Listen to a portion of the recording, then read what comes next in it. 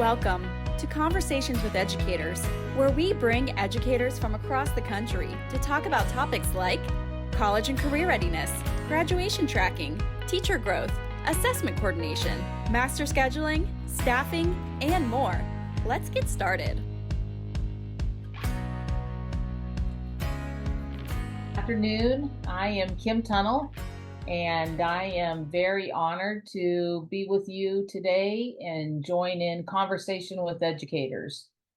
Today's session is really special to me because we're going to be discussing with one of my all-time instructional heroes in education about cracking the code, really looking at effective teacher evaluations and how to capitalize on that. So our agenda today is going to be, if I can get there we go. I'll introduce Dr. Silver, and then we will be discussing some guiding questions. And then, of course, we always leave time at the end for some live Q&A. So you'll see a Q&A button at the bottom of your webinar screen. And so we invite you to put your questions in there. It is my distinct honor to welcome Dr. Harvey Silver, who's the founder and president of Silver Strong and Associates, and tremendous tools, resources, research into the thoughtful classroom. He likes to be known as Teacher Harvey because at heart, he's like many of us, and is a phenomenal educator and sharing his knowledge. We are also very blessed today because it's his birthday, and he is taking some time out of his celebration to join us. So welcome, Dr. Silver. We're so honored to be able to meet with you today. Kim, it's great to be here. And I'm eager to share with your friends that are online with us. Yes, we really appreciate that. Okay, our first guiding question, Dr. Silver, is what are the key elements that you find for effective instruction? Kind of share with us a bit. I'm going to step back a little bit to your title. Okay. Cracking the code. And in order to crack a code, one needs to figure out the pattern. And so what is the pattern of a thoughtful teacher evaluation process? And since it's cracking a code, I'm going to ask your participants to crack a code. So I want you to think about this challenge. And it's called, what's the difference? So what's the difference between buying a lottery ticket and investing in an annuity? Think about that. What's the difference between buying a bouquet of flowers and planting a garden? What's the difference between buying cupcakes for someone and cooking cupcakes together? And what's the difference between getting a grade on an essay and getting feedback on an essay? And I guess the last, what's the difference between driving in a car and navigating a sailboat? When you think about these things, you see that it's long-term, it's done together, it's flexible and moves in and out to figure out where you're going. And these are some of the characteristics of what I believe a thoughtful teacher evaluation process. It's not a singular event that we're doing just to meet state mandates, but it's really about growing our school and growing the ability of our teachers. You see, you need to ask this question: is your school a good learner? And your teacher evaluation system is all about learning, not only about student learning, but it's about teacher learning. It's about growing our capacity as teachers. And the research shows if we were to do one thing, just improve the quality of our teaching, their ability to engage students and promote deeper learning so that the learning sticks, more than any other initiative or anything we've tried, would have a greater impact on student learning than anything else we did. This is what Brian Goodwin, president of McCrell International, really the gold standard of research. So teacher evaluation is about developing a common language, and we want a thoughtful teacher evaluation. So that next question is, what are the key elements of effective instruction, or the key elements of this code? And maybe the question we need to ask ourselves is, why do we hire teachers? If you're sitting down with a new teacher and you say, well, why are we hiring you? And I think there's a couple of things that we expect. One is that they would create a culture in their classroom that really supports the whole child, their growth and development. And we would expect every educator to have the capacity to build a classroom that does that, to build a foundation for learning. It's real interesting. Sometimes in our workshop, I show the Pyramid of Giza, built 5,000 years ago, that's still standing today, and the Leaning Tower of Pisa, that in 5 months was leaning and not standing up straight. And the reason being, it wasn't built on a strong foundation. So a successful classroom needs to have a strong foundation, and we're going to talk about what that foundation is and how we've uncovered that and why that's so important. In fact, in speaking to an architect the other day, he said to me, Harvey, it takes longer to build a foundation for a building than it does to put the facade up. So an effective classroom really has a strong foundation that supports learning. And what does that look like? And what should we be looking for in our teacher evaluation? Second reason why we hire teachers is to design and deliver instruction that promotes learning.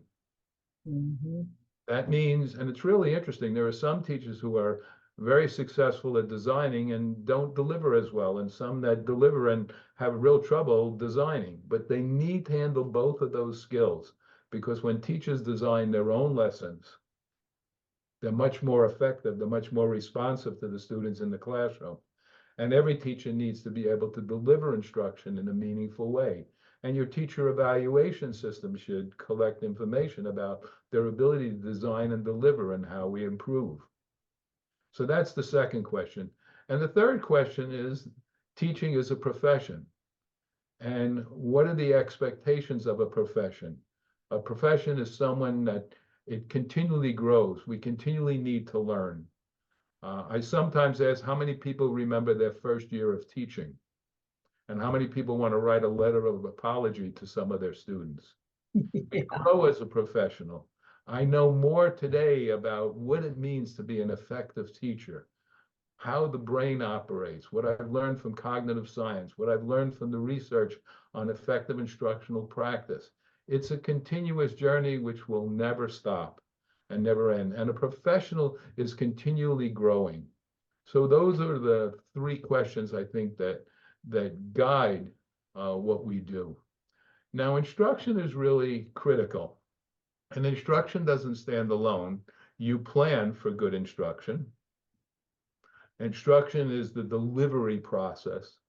And you can't have assessment and instruction. You can't have one without the other.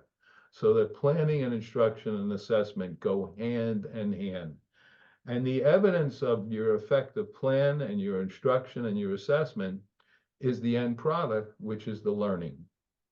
And you cannot change the outcome without looking deeply at the process. So a teacher evaluation is really looking at the process, is looking at the thinking that the teacher is engaged in. So again, the elements of effective instruction is one of the things that I said, and it relates to really the third question you have on the board. So I'm moving around, but I hope I'll put this all together in a coherent whole for our audience, is what makes an effective classroom? And sometimes I ask this, I say, what's not seen nor heard, but is so visible and speaks loudly in a classroom? And that's the culture. You see, I think part of being an effective teacher evaluation system is to be an anthropologist. An anthropologist studies culture. It looks at the norms, it looks at the roles and the relationships. It doesn't intervene with the culture, it tries to understand the culture. So what does it mean to understand the culture of a classroom so that you can provide it with feedback and it can really grow? And obviously, we did a lot of the research on what makes an effective classroom. But something that I've always done over the years in the thoughtful classroom is go to where the action takes place, to go to classrooms, to go to schools. And one of the things that we did is we brought 250 educators, parents, business leaders, and students together in an auditorium, and we asked them one simple question: what makes for an effective classroom?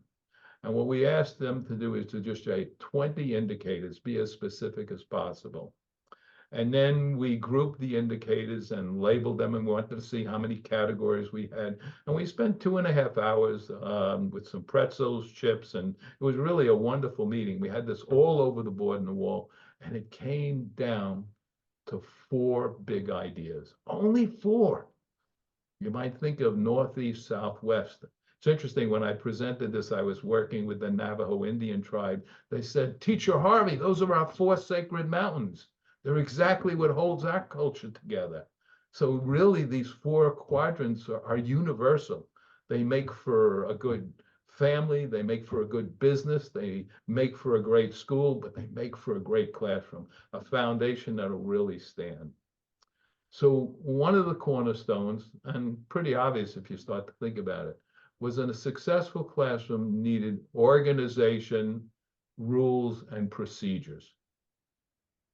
And that sometimes when classrooms are not successful, it's because they haven't established those organization rules and procedures. And those organization rules and procedures should really promote learning. A second cornerstone was positive relationships.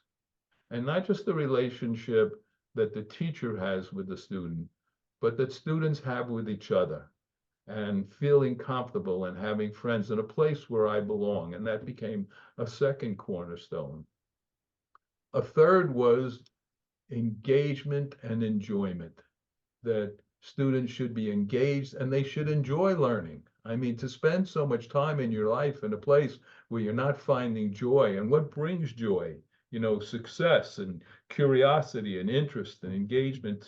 Engagement and enjoyment. And in fact, we were the only evaluation model, at least at the time when we looked at it, that actually had the word joy. We wanted to create joyful classrooms. And we wanted the joy not just for students, for adults in the organization. We wanted them to find joy. Yes. And the last cornerstone was a culture of thinking and learning. And that how you teach has a dramatic impact, not only on what students are learning, but how they learn to think. And that's so critical for transferring the learning, because you really transfer the thinking, which can be applied to new learning. And transfer is so important. It's what the game is about, learning how to apply and use what you've learned. So think about these 4 cornerstones, and what would you look for? What would you want to see if they were in operation? And it became so clear to educators when we presented that to teachers and administrators, say, yes, that's what I look for when I walk into a classroom: organization, rules, and procedures, positive relationship where the kids are engaged. And it was so easy to grasp. So it was one of the things we talk about in the thoughtful classroom is a teacher evaluation system needs to be simple. And that doesn't mean trivial, but easy to handle, to understand, but really have deep impact. And if we spend time building these 4 cornerstones, you know, that not that leaning tower of Pisa, but that pyramid of Giza that really stands and holds up and builds those 4 things, that we're going to have successful classrooms, whether they be online, whether they be in the field, or whether they be in a brick and mortar building. And that these 4 cornerstones are the same 4 cornerstones that apply to the principal, to the superintendent for the organization. They're universal elements. So let me elaborate a little bit more on the cornerstones. So when we ask students, what does it mean to be a good student? The overwhelming majority said something like this: to listen to their teacher, to be well behaved, and do your work. And these are all good things. But what we didn't hear is to be the best learner I could be and learn as much as I can, and to make our classroom and our school a good place for all of us to learn. You see, it's all about the learning. That's the primary purpose of a teacher evaluation system. It's adult learning, it's student learning. And so is this promoting learning? So organization rules and procedures are really about helping students become the best learner they can be and learn as much as they can, and to make the classroom a good place for all of us to learn. See, we live and learn in the classroom, and that's a tool of us. We engage students in a conversation about what does it mean to be the best learner you can be? What does it mean to learn as much as you can? What does it mean to make our classroom a good place for all of us to learn? And that question really changes the dynamic of the classroom and the role that students see themselves. So all of our indicators and organization rules and procedures is really about student efficacy, is about helping them become the best student they could be.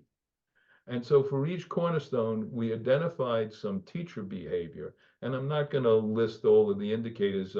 You can, contact Kim and or you in our office, and we'll send you the indicators. But there were teacher behaviors that really built an organization, rules and procedures, but not about listening to what the teacher says, which is important, but it was really about building self-directed, independent learners who were taking responsibility for their learning. For example, we have a wonderful tool, and boy, was this tool so important, especially during the pandemic. It's called 7-Step Directions. And what we found is a lot of people don't know how to deliver directions. And so we said we realized in our analysis that there were 7 critical questions that must be answered when you're giving directions. But those same 7 questions are the questions that students need to ask themselves to become self-directed learners. What is the task? What materials and resources do I need to the task? When should I do the task? What questions does the task ask me? How much time will it take? How will I know that I've done it well? When you have those questions, and parents loved it, because every time we gave students tasks online, we gave them the 7 direction sheet, which had the answers to the questions. So everybody, clarity in terms of purpose. Having clear learning targets are essential. So there's things that research tells us that are critical when it comes to organization, rules, and procedures to have a successful classroom. But the important thing I want you to understand is the primary purpose is for students to be self-directed, independent learners, so that they really become their own teachers. In fact, we want the teacher to be the learner, the students to be the teacher. When it comes to positive relationships, I think of one of my granddaughters, Tessa, there where her family was moving from Boston to Rochester, New York. And Tessa's 5 years old at this time, and she's moving from one school to another school. And she calls me up and she says, "Papa, will I have friends at the new school?" You see, she's concerned about relationships. She was worried about leaving her friends. Students need to feel that they belong, that they're cared for. So positive relationships is not just about the relationship that the teacher has with the students, but it's the relationship that students have with each other. But even more than that, positive relationships is about giving students voice and choice. And making sure that they see the relationship between what they're learning and their own life. Is it connected to me? What does this have to do with my life? And so those were indicators that we have about how cooperative the classroom is. I sometimes ask teachers, Have you ever had a great class, a class that was a gift from the heavens? You know, teacher heaven says, this year, Mrs. Jones, you're going to get a great class. How much of that had to do with the fact that your students came together as a community? They learned from each other, with each other, they supported each other. That's what makes a great class. And a teacher, in building this foundation, needs to build a community of learners. And so that's the cornerstone. And again, we have specific indicators. But the most important thing is we provided, what does it look like on the part of students? What will you see if there was positive relationships? You'd see students disagreeing respectfully. You would see them collaborating and working together. You would see them supporting and helping each other. You would see real evidence that there's a connection. You would see that they would have choice. You would see that they have a voice in the classroom. So the beauty, how simple the cornerstones are, but how easy it is to collect evidence and then to look at specific tools that you can use.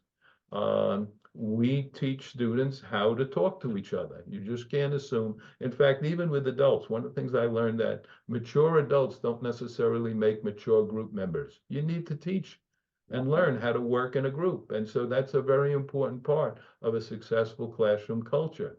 And teaching students, and you've got to see some of our classrooms, how wonderfully students disagree respectfully, how they're sharing evidence, how they're challenging each other's ideas. And this is all part of developing that community of learners, how they support each other, how they're willing to give each other feedback, not necessarily grading each other, but giving you feedback. The concern they have for each other about being the best you can be. That's what a successful classroom looks like. When it comes to engagement and enjoyment, you know, pizza parties are nice and gold stars are nice, but that isn't what motivates kids. That isn't what drives the learning. It's the work, it's the curiosity, it's the joy. In fact, there are different levers. You know, very few students wake up and say, osmosis, I can't wait to meet him. Or factoring a polynomial, is there anything more important? But we can make every subject area engaging. There's something we call situational interest. See, there's personal interest and situational interest. Personal interests are things that we're personally interested in. We can't get enough of. There are some people who just can't get enough of cooking. You put a dish in front of them, and the first question, does this have nutmeg? They want to know everything in the recipe. I couldn't care about the recipe at all. Just give me more. I love to eat. If it tastes good, that's fine. You see, some people are interested in golf, some are interested in sports or whatever it is, but that's personal interest. But how do we make the situation interesting? And that's where curiosity, and that's where controversy comes in. And we have some wonderful tools to raise the level of curiosity, to raise the level of controversy. More alike or different. Just try this in your classroom. You want to raise controversy? More alike or different. I just saw first grade students earlier this year arguing whether a glove and a mitten were more like each other or different. But they had to review the content. Whether two stories related to Cinderella and were in different cultures, were they more alike or different? And they were learning so much information. So the cornerstones are really powerful way of thinking. And so engagement and enjoyment is about the work, is about creating curiosity and interest. And the last is a culture of thinking and learning. And are students really engaged in thinking? Are they learning how to use their mind? And I saw an interesting cartoon, and don't take this the wrong way, but it was two dogs returning from dog obedience training school. So you got a picture of this?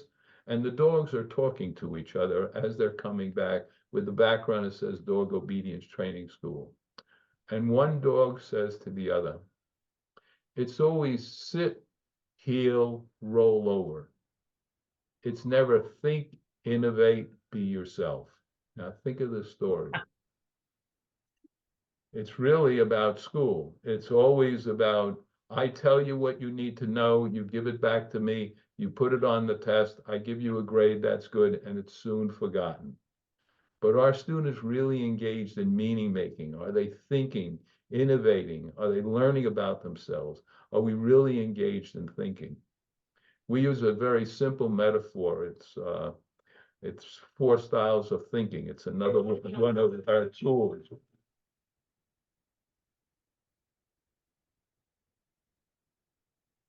Another one of our tools that we're using.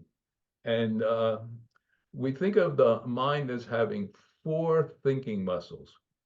And one is all minds remember. And I hope some of our audience remembers some of the things that I've shared in this session.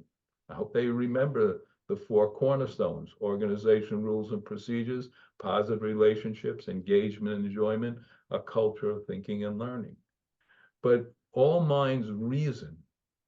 Now think about it. They remember it, they reason, they can take what they know and explain it, look at how it's similar or different, or analyze it. They can use evidence. You see, we have knowledge, but reasoning leads to understanding. There's a difference between knowing and understanding.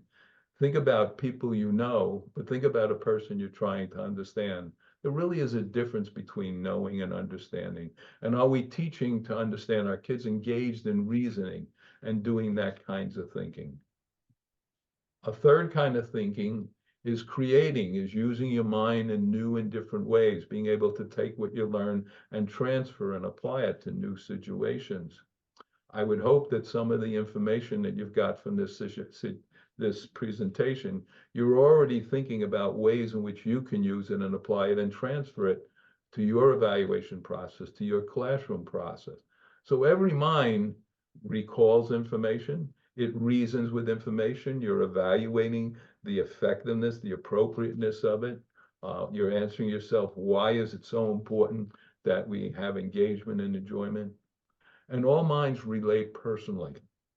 You have feelings about this presentation. So just think about it, how simple this is. What if every teacher in every lesson involves students in all 4 kinds of thinking: remembering, reasoning, relating, and creating? The learning would be deeper. The learning would stick. They'd understand the big ideas and they would start apply and transfer it. We have a school that's focused on recitation, repeating what the teacher or the text says, giving a grade, and then moving on. And the level of retention diminishes all the time. In fact, our schools are more designed for forgetting rather than learning deeply. And that's what we talk about. Deeper learning is really where students are engaged in active meaning making. And so for each of these cornerstones, we provide tools. So I hope I've given you some idea about what the cornerstones are. Does that make sense, Kim?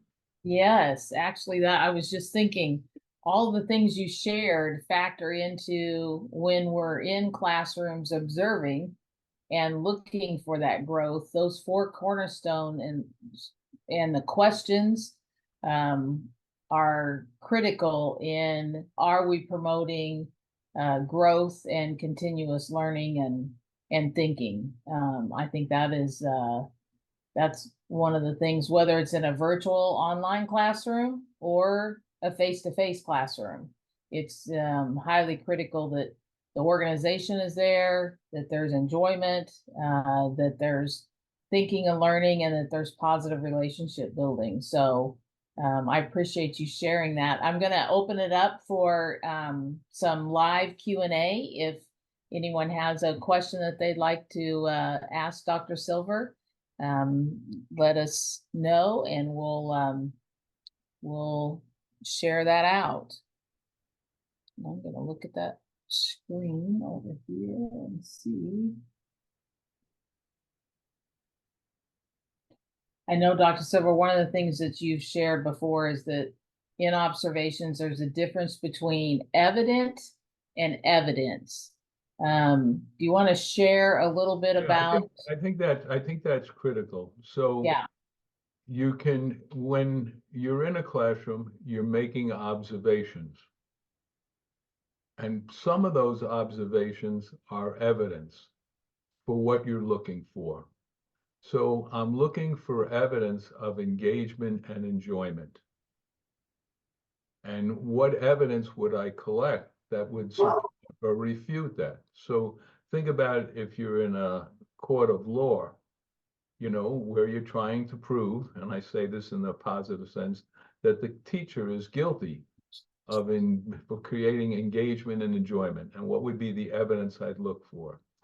Now, when I'm collecting this evidence, I want to see if it's evident that this teacher has planned for positive relationships, that is the intent. And I want to be able to say that it is self-evident that this teacher, and I have evidence to support it based on my observations. That's critical. So this also relates to our rubric in how you go about evaluating a teacher and different levels of performance. And so when we're doing an evaluation, we look at 4 criteria. And the first criteria is, does the teacher demonstrate commitment? And now that's an interesting thing, because it's an abstract word, and how do I see it? But you see it when you know it. A commitment means they're willing to put the time and the energy and the focus. A commitment to effective instructional practices, to the research that really supports learning. So are they committed to doing that? That's the second thing. So one is a commitment, but a commitment to the research and best practices that we've agreed really enhance learning. The third thing is, are they able to adapt those practices to their classroom or to their situation, how they're teaching? So are those best practices being put in the gymnasium, the music teacher, the primary grade teacher, the secondary? Are they adapting it to the students that they have in the classroom to meet their needs? And the last is that what impact has it had on student learning? So when we look at our indicators and we're evaluating a teacher, we're asking, are they committed to research-based practices? Are they knowledgeable about those research-based practices? Are they putting them into action in their classroom? And are they having an impact in student learning? And that would be the highest level. And we see a teacher now, what's really interesting, when you look at the rubric that way, you have some teachers, sometimes new teachers, who are really committed to the learning and also are engaged in putting the research-based practices, but somehow haven't had the nuances or the ways to figure it out to have real impact on learning on a consistent basis.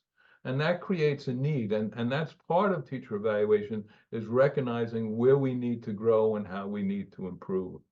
And that's another part of our process. And forgive me for making a plug, but I think this is such an important resource, and it's tools. We provide our teachers with tools.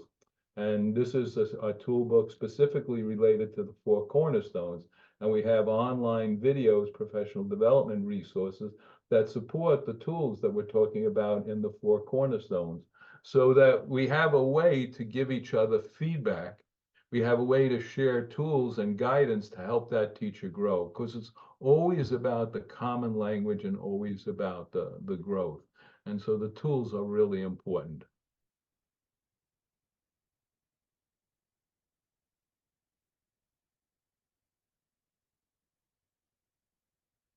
I think we've got a little voice challenge here, Kim. Sorry about that. Okay. You mentioned about feedback, and there was a question in the chat about feedback and providing that feedback to grow teachers. And I was thinking about one of the discussions that you have about missed opportunities. Can you share with us real quick about how that missed opportunity conversation looks after an observation with a teacher? So much. Again, it goes back to a bigger question, and I'll talk definitely about that. Is your school a good learner?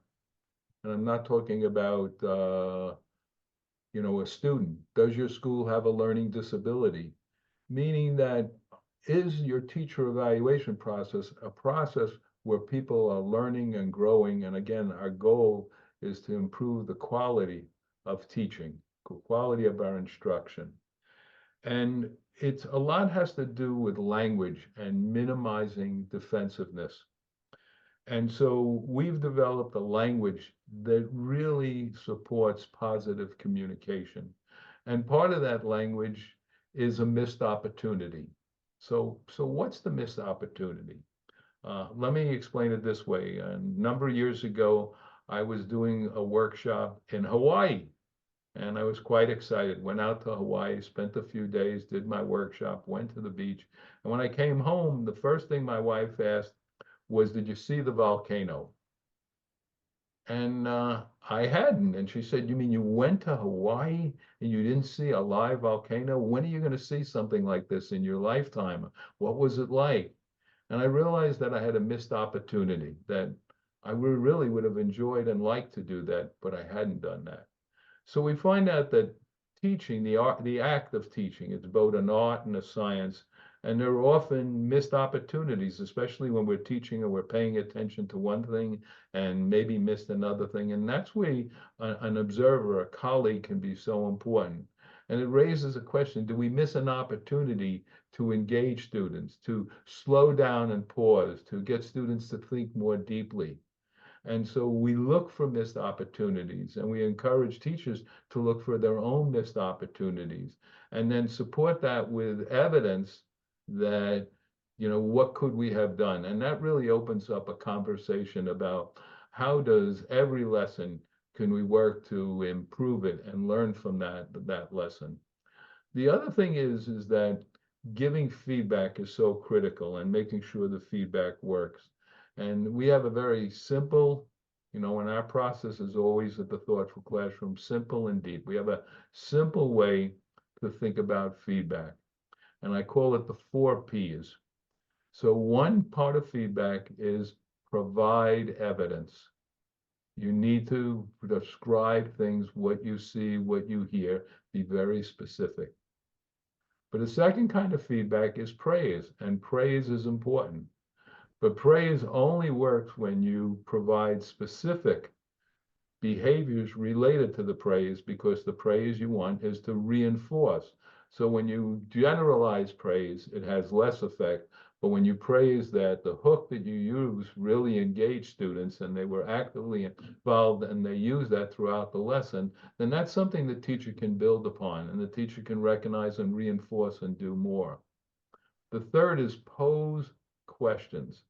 And that's interesting. Pose questions that ask the teacher to reflect upon their own behavior, the behavior of the students, what worked, what was challenging. And so we need to get good at posing questions, not because we're trying to make statements, but because we're curious and interested in, and even asking the teacher what questions they're posing to themselves while they're teaching. So posing is a third P. So provide data, praise, pose, and then the third is propose. Let's propose something we're going to work on. Let's look at a specific tool or a strategy we can use to impact student learning that we want to try, that we want to reinforce. And we find having a clear understanding of what the 4 pieces of feedback are, and also understanding missed opportunities, this leads to a very powerful conversation and minimizes the defensiveness, and people less worried about, was I a 4 or a 3 or et cetera. It really is about the conversation. And that's the real value, is the conversation that emerges around a professional practice. And that's how we grow. Yeah, and I think that is really the essence of being a thinking and growing school. Or, I mean, it's not just reserved for students and teachers in classrooms. I think it is broader into, how does central office, are they a thinking organization and a thinking group, and are they interested in growing as a district? So I think it, like you said earlier on, it cascades out into other areas beyond just the classroom. So thank you so much for. Cascade is a wonderful word. And Yeah. I think, Kim, how many organizations, if you look around, have vice presidents for learning? It's about being a learning organization. Is your school a good learner? And are you using your teacher evaluation process, your professional development process to promote learning? It's all about the learning.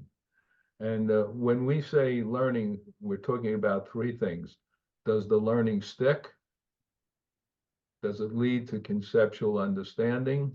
And can you transfer it to new and different situations? Yes, absolutely.